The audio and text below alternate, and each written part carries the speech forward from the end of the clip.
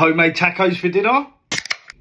Hard shell taco, mince, onion, coriander, raw onion, and a homemade sauce of Greek yogurt and sriracha. Cheers.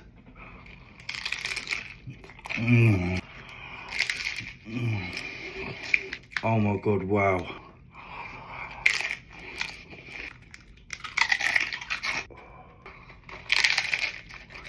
I definitely should have put more cheese in it.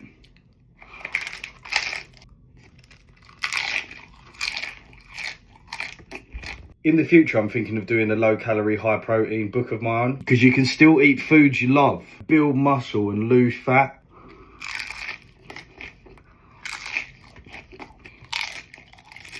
Just look at the state of that. This was a solid 9.5 out of 10. I wish I had some spicy jalapenos to go with it. Cheers.